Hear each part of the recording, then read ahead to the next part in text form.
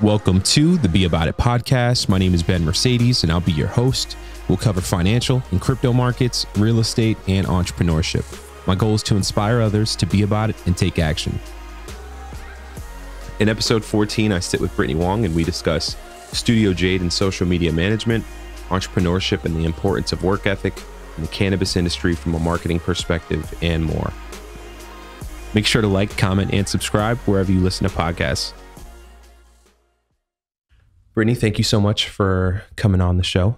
Thanks so much for having me. It's good to see you again. You too. It's been a while, I feel like. Where did we meet? We met originally at BNI, the Holden Golden Givers. That's right. Back probably 3-4 years ago now. So what is BNI? BNI is a networking group. Huge belief in the giver's gain. And, you know, I think it was really great at the beginning for me, and I'm sure you could attest to something similar. I think I met a lot of great people, including you and some other close friends of mine through the group. So I'm really grateful for that. But overall, it's a lot of commitment. You have to go every single week. It's tracked. You can't miss any dates. So for that reason, as the business continued to grow, personally for me, something had to give, and that was one of the things. I was in the same spot. I just had my daughter, and it was like, all right, wake up at very early on a Friday. Like 5 a.m. Get out the house in the winter when it's cold, and it was challenging. Interesting business model. Yeah. There's definitely, pros and cons to it. If you're the CEO of that or the founder of that, it's like massive impact. You know what I mean? Yeah.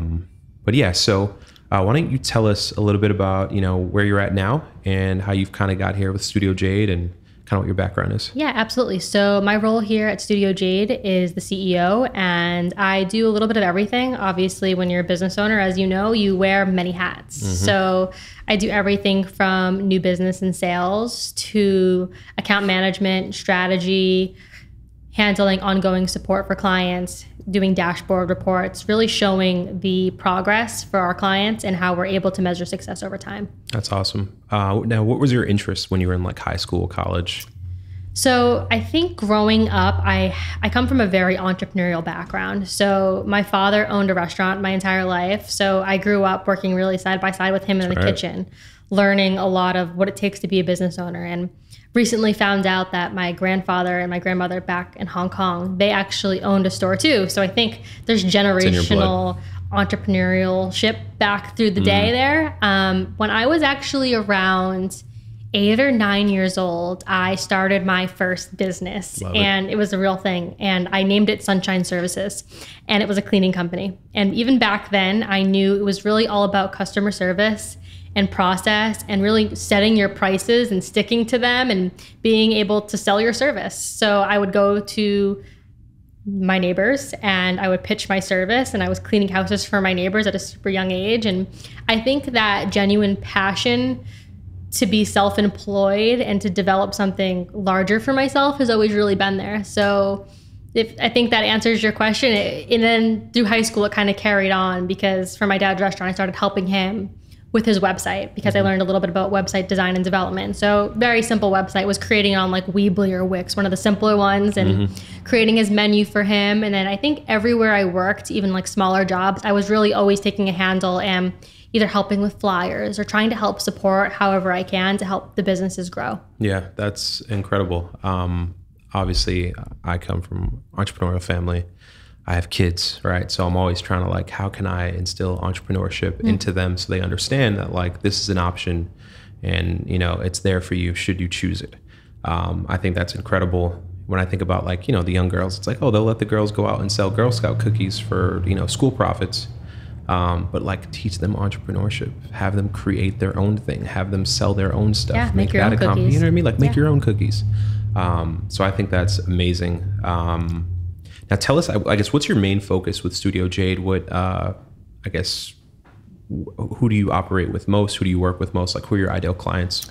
So ideal clients for us, we're working in a lot of industries right now. I would say our focus has really been cannabis over the last couple of years. Cannabis, higher education, e-commerce, B2B, manufacturing has been a really big one for us lately also. Awesome. Nonprofits. So it's usually pretty mix of different industries, but we really try to be the right fit for the client. So we don't go after and try to get any client that comes to us. We want to make sure we're not only the right fit for them, but they're the right fit for us. Because I think to have a successful agency client partnership, there needs to be mutual trust there. Absolutely. Yeah, I had a project recently and they were talking about just future content. And I thought about a social post that I saw where it was like, don't marry your clients right away. It's like date your clients, make sure it works out beneficially, because you don't want to sign a 1-year retainer deal. You do one project and it's already not working for either party. So that's smart to like absolutely make sure it's a mutual fit. And I believe that to my core. All of our contracts, I put a 60-day walkout in them because if the client's not happy, I don't want you to feel married to us that you have to continue to work with us for another 10 months. If you're not happy, you don't have to work with us. I love that. And if we're not happy, we don't have to work with you. And I think there needs to be that establishment between agencies. And I think a lot of contracts don't have that built in. I love that. I'm gonna borrow that. So thank you. Yeah, I'm starting to send out like retainer quotes for different things where it's like, you know, it would be like a one-off project option and then a retainer option. So I love that. What is the, I guess, status of social media influencer marketing? Like I know Facebook and Apple had their fallout, right? And that's rechanging Facebook ads. And now they're saying it's about to happen again in another sense. I was reading another article, but it's like the idea of Facebook ads and that Facebook will follow you around everywhere is kind of changing. So now people need to step out of the box, get a little more creative. I don't want to jump on TikTok. A lot of people don't want to jump on TikTok. Yeah. I'm with you. I'm one of those people, but I know it's the world we're in. So there's a transition period. I think in terms of trends that we're seeing right now on social media, I would say for organic, Facebook is dying unless, you know, you're part of the older demographics, baby boomers, Generation X. They're still using Facebook. I see some clients that are selling to an older demographic. It's active and it does fine. But in terms of advertising, I think you really need to develop creative that stands out. And I think video obviously is an impactful way to do it. But I also have found that Reels for organic social, whether that be on Instagram or on TikTok, for me, the transition for clients has really been, let's start developing Reels on Instagram. And then if we want, we can use that same Reel we're developing and use it on TikTok too. And let's see how the audience grows. Let's see how people are responding to our strategy there. I've been telling people the same thing. It's like if we shoot something horizontally, we can repurpose it vertically, and then you can post to Instagram, you can post to Facebook, you can post anywhere on stories or on a reel on like the page itself. So repurposing and reusing that content is brilliant, and it's so easy to do because you already have the content. Absolutely. Which is awesome. Where do you see, I guess, like, I don't know, these TikTok videos, they're short. Like what comes after this? It's like our attention span has gone from like 30 minutes to a minute, and now it's like 20 seconds. Yeah. Like I don't know the future of marketing. For Reels to be successful on Reels, I think it's really about jumping on trending music. Yeah. So we've tested Reels where...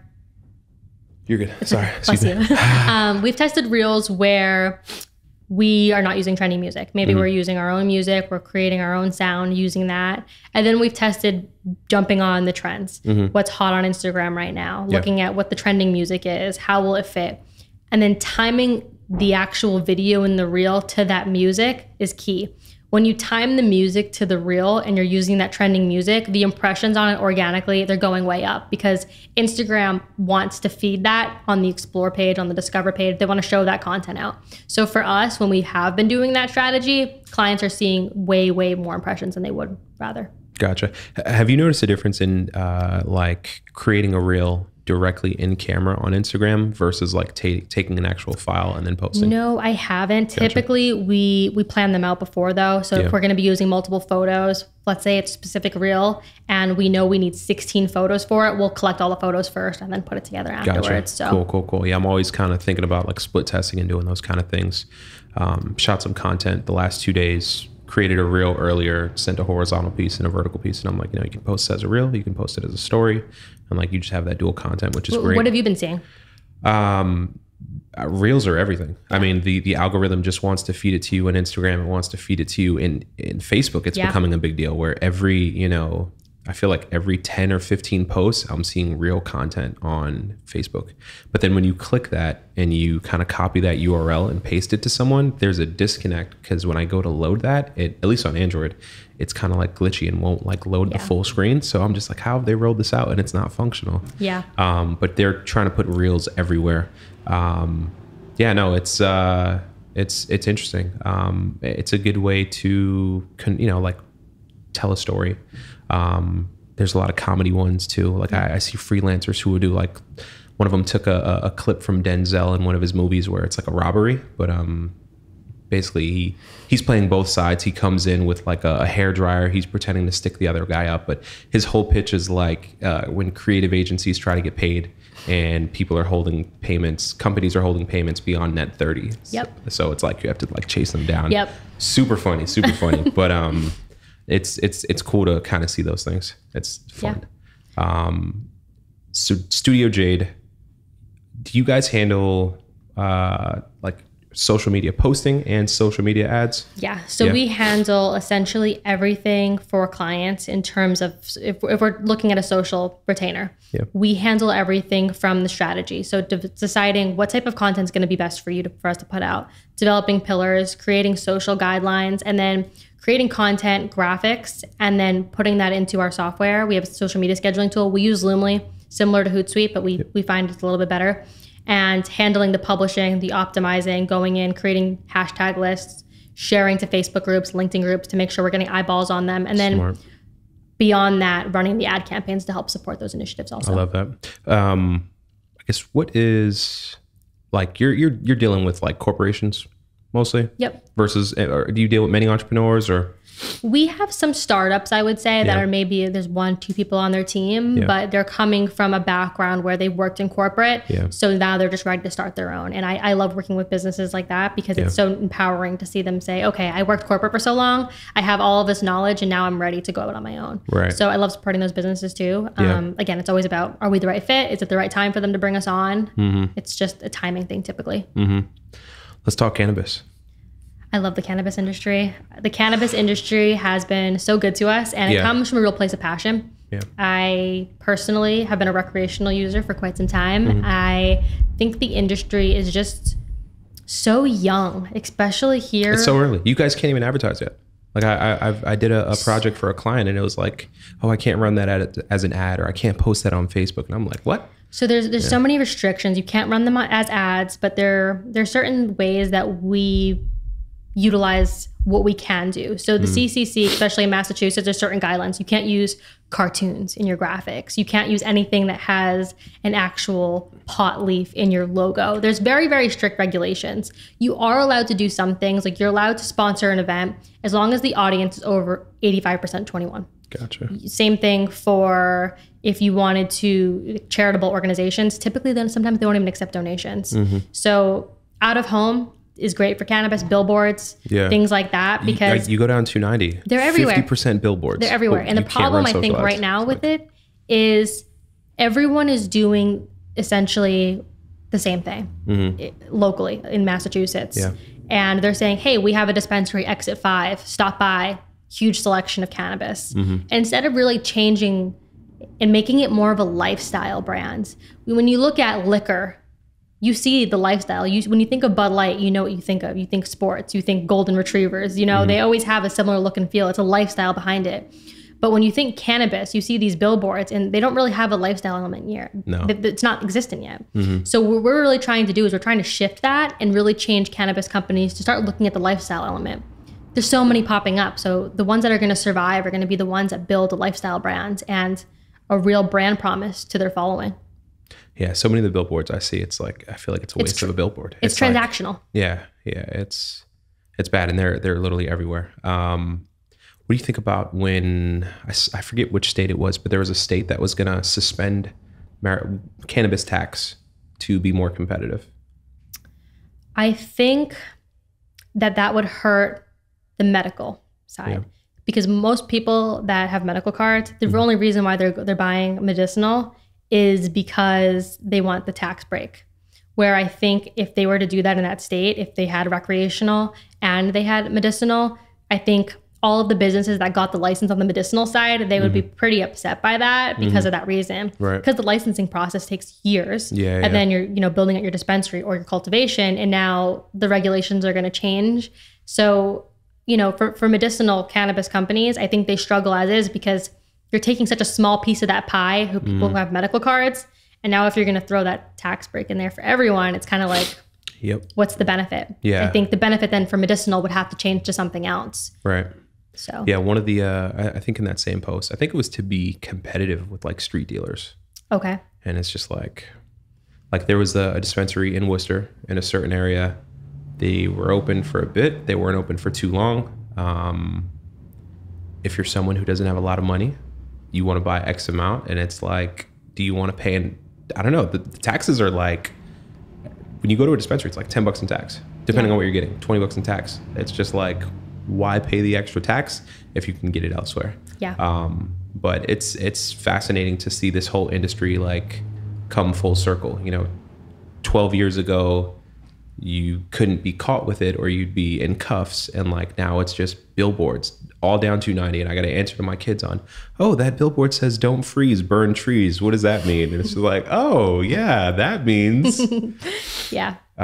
So it's crazy. But it's happening really quickly. So I'm with you on the lifestyle ads. I think the benefit too of buying at a dispensary as opposed to buying off the streets is there's the testing element. Yeah. So a lot of the companies, they have the one-up, because if you're a first-time cannabis user, especially the older demographics, there's a lot of people that are curious about cannabis now that it's legalized. Maybe they've never tried it and they're a little nervous. They want to try edibles. They want to start testing the market, saying, okay, what's all this hype? Why am I seeing all of these billboards? I want to try it now. And they hear all the benefits. It could help me sleep. It could help me do all these other great things that I'm hearing about. So if they were to buy it on the street, I think they don't have that quality control to know, okay, is it 5 milligrams? Is it 2.5 milligrams? What am I actually smoking or inhaling? Has there been things added to it? Whereas if you're buying it from a dispensary who purchases from cultivation, they have to do multiple lab testing. And you really can tell if there's an issue with it, the product will get recalled. And so there's a little bit more control there. I think it's such a young industry still. Yeah. It's going to change. And I think from a pricing standpoint, Massachusetts' prices in cannabis, they're starting to go down, and they're going to continue to go down. At the beginning, it was a supply issue. Now I think more and more cultivations, more manufacturing, they're coming into play. It's seed to sale in Massachusetts, so you can't go buy from California and sell in Mass. So obviously it was a pretty immature market. So now we're growing it up. I think if you look at California, the prices are a lot lower. If you look at Colorado, the prices are a lot lower compared to Massachusetts. And I think that's the reality of where we're going for Massachusetts also. Yeah, even from just a customer standpoint, obviously it's easier to just walk into a place and like you walk into somewhere like Bud's Goods and it's like, it looks good, it feels good, it's bright, and it's branded well. And like it's a good in-store experience. There's obviously a lot of different products. There's like too many products. But I'm with you on that. Where do you see yourself? You're at this point, you're kind of like a full service studio. Yeah. Where do you like aspire to grow to? I'd love to aspire to continue to grow with the cannabis industry, especially on the East Coast. I would love to continue to grow in the manufacturing. I think when COVID hit, we saw a lot of the shortages happen. We saw a lot of things we're not able to purchase that we used to be able to purchase because there were supply chain issues. I think it was a huge wake-up call for a lot of people to say, okay, maybe it's time we start to invest in manufacturing here in the States. Maybe it's time we bring manufacturing back to the United States. And I think people are waking up to that. And I really want to be part of that initiative to help these companies grow so that we can succeed here. Yeah, I have a friend who's working on getting licensing to be like a grower. And then they're even trying to make it so that they can deliver almost like a wholesale. And then even seeing like dispensaries that deliver and like that idea, it's just like, we got Uber Eats for everything. You can kind of just transport everything nowadays. It's a whole different world. It's a whole different world. And I think all these brands, to get the word out, they're going to need promotion. They're going to need PR. They need social. They need to have a website that works. Cannabis, the compliance is crazy. Sometimes people's websites are just getting shut down because the hosting company decides they no longer support cannabis because it's not federally legal.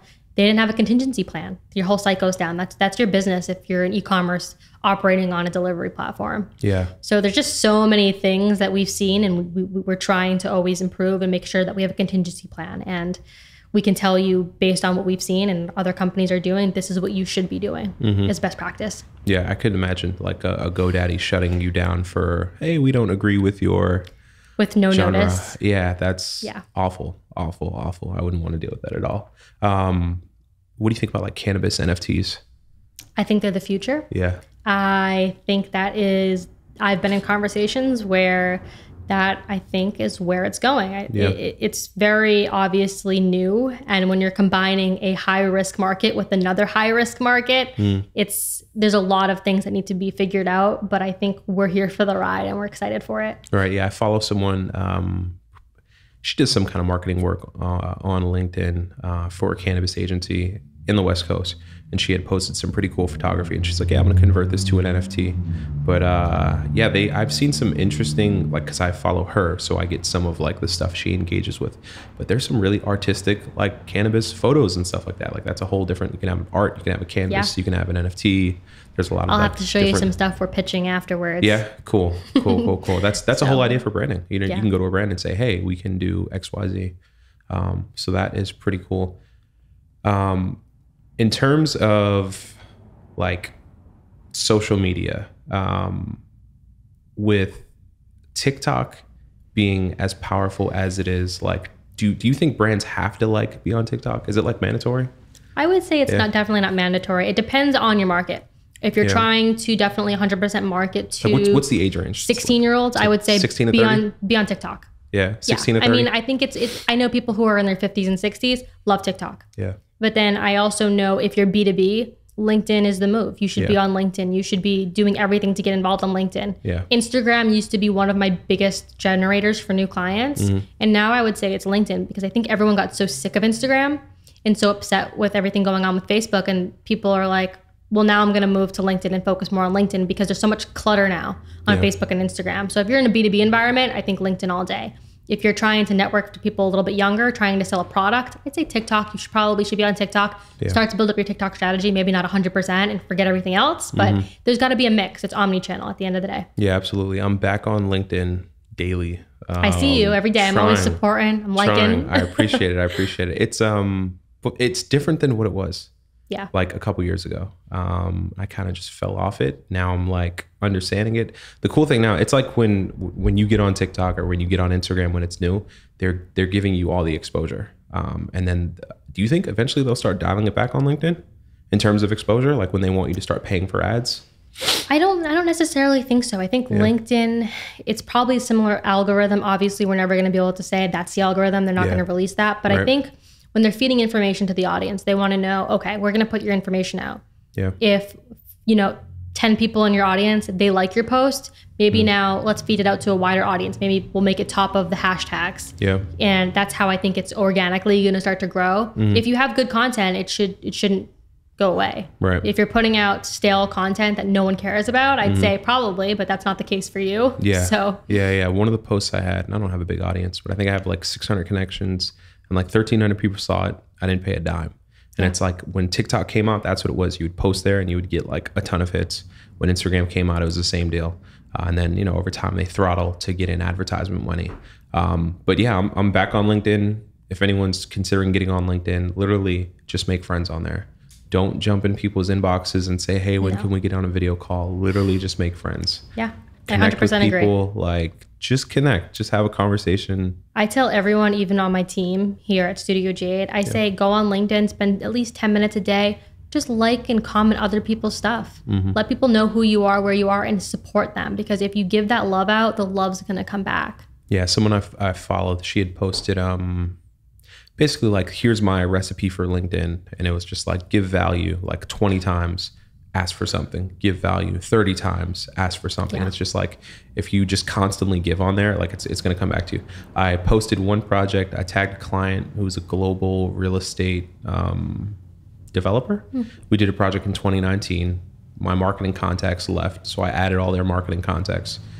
The woman who runs it, she's in another state, but she got notified because we tagged them on LinkedIn, and then she saw me and then emailed me to basically revisit the project. We're going to repurpose that content and probably work on some new stuff. And that's just from me posting to LinkedIn and finding people in marketing and adding them. Another thing, I have another story just like that, and I've only been on there a few weeks. You know what I mean? Yeah. So we're going to just grow the network and, it's cool to like connect people too. Absolutely. And a lot of businesses, I don't know if they realize this, but if you have a business LinkedIn page, which if you own a business, you absolutely should have a business LinkedIn page, you can invite up to 100 people a month to like your business page. And that's LinkedIn credits. It gives it to you. And once people accept, you can invite more. But every first of the month, that gets auto refreshed. So now you have 100 more people that are part of your connections that you can invite. So make sure you're taking advantage of that, I would say. That's really important, because if you have 35 followers on LinkedIn on your business page, if you're posting all the time and no one's seeing it, it could be great content, but at the end of the day, you need your followers to start to engage with it. Absolutely agree. Convert them to your customers. Yeah, I continuously, like, a lot of the stuff on my feed, it's something that you liked or someone else liked or someone else commented on. And like a lot of the interesting people I've found have been connections of other like interesting people, which is cool. Have you guys run any LinkedIn ads? Yep, we run LinkedIn ads a lot for our B2B clients. We have a virtual CFO client who does a lot of tax and compliance. And then we also have culture company. So we do their B2B work on LinkedIn also. Gotcha. How do the ads work on there? They work really good. Yeah. I think when you're running on LinkedIn, it's important to have a really niche campaign. So if you're going to be running a campaign, have a landing page designed, written for that specific audience. For example, if I was writing a campaign targeted at a cannabis company in Connecticut, I would want a landing page that if they hit the landing page, they click it, it's all about how we can help cannabis companies based out of Connecticut. It has to resonate with them as soon as they get there. Yeah, it has to be very specific, right? Yeah. And then promoting to groups. Yeah. Promote them to groups. Find groups that make sense to promote your ad to. I'm just starting to get in the groups. I think I just got approved in one. It took like a week. And I was like, how's there like 50,000 of you guys in this group? And it took me a week to get in. Like, but even if you're on Facebook, like when I launched my wedding brand, it was like, hey, I shot someone's wedding. I came back and I just started getting myself into those groups. I started posting in those groups, and 2 years later, I quit my job. Largely catapulted by either groups from me getting business or me being in the Panasonic GH5 group and learning how to use stuff. So like, I don't know if listeners or people in general are using groups. I don't feel like people are a lot, but they can be like game changers. So absolutely. I'm interested in getting into, I'm in the premium group on LinkedIn because I'm paying whatever the amount is to really maximize it. But groups are game changers. I agree. And I think to our point about always helping connect other people and giving advice, I go into LinkedIn groups that I'm a part of every single day. I'm looking at what people are asking for, what help they can, and trying to connect them to people in my network to say, hey, oh, you're looking for an insurance person. I know this person might be a good resource. Just trying to find ways to help other people. That's what it's all really about. It's about community. Yeah, it's huge. Yeah, I posted the other day Adam Grant's book, Give or Take. And it just allows people to kind of examine, like, are you a giver? Are you a matcher? Are you a taker? And he kind of goes through a bunch of scenarios where there's a giver who's giving their time or giving their resources. There's someone who is a matcher who they'll match you if you give first. And then there are takers. There are people who just want to take. And we talked about it, like when you're on LinkedIn, like you should just be trying to give value. You should just be trying to give help, give feedback, give resources, connect people. And I don't know, I'm a month in and it's flourishing, quote unquote. But there are people on there, man, with like 30,000 connections. Like I interviewed Joneed Iqbal, and he started nodegree.com. He has like 32,000 followers. Wow. And so like, what do you do with that? How do you leverage that to help people grow your own business? I think it's amazing. It's untapped, and like people still aren't using it. I've talked to like a handful of friends that are like, LinkedIn, I have one, but it's just. And they're in business too? In their business, they're realtors or all kinds of stuff. Yeah. That's the first thing I do when I meet someone. LinkedIn. I look at their LinkedIn. Yeah. Because I understand your Facebook's probably going to be a little bit more private, but I want to know you from a professional level. I want to know what you're about, what your business is about. I'm looking at your LinkedIn. That's the first place I'm going. Yeah. And you're going to know I looked at it too because it's LinkedIn. Yeah. That's the one thing too. It's like, oh, you can see exactly who looked at your profile. You can kind of turn it off. It'll say like industry person or someone from marketing. Yeah. I don't know. Sometimes it's nice when people know. Checking them out, I think. Yeah, no, definitely. With the premium, it's like, I think I see everyone who views my page. Before that, it'd be like, Brittany looked at your page, and then someone from this company and that company looked at your page. It's just very vague in general. But that's interesting. But yeah, it's been good. I'm looking to start doing LinkedIn lives, so we'll have to connect again, do a LinkedIn live, kind of like this, and then just have more content on there. Tell the listeners where they can find you on social. What are next steps? What's your website? Yeah, so our website is hellostudiojade.com, and our social handles on Instagram, LinkedIn, Facebook, Pinterest. It's all at HelloStudioJade.com. Awesome. I'll get your links. I'll put them in the show notes. Brittany, thank you so much for your time. This was a pleasure. Thanks for having me. And guys, if you are listening, make sure to hit the subscribe button. If you are watching this on YouTube, you can hit the bell. You can hit a like. You can drop a comment. If you do have podcasting apps, make sure to get the Fountain app or something that is podcasting 2.0. It allows you to stream Bitcoin to any of your favorite podcasters instantly, anonymously, from anywhere in the world. It's the whole idea of like, if you received value from this episode, you could kind of match that value and give it to your favorite podcaster, so to say. And so like that idea in general, once it hits audiobooks, once it hits albums, music sales, streaming, like it's going to change the way Spotify works. It's going to change the way Tidal works. So super excited about that. Thank you guys for listening, and we'll catch you on the next episode.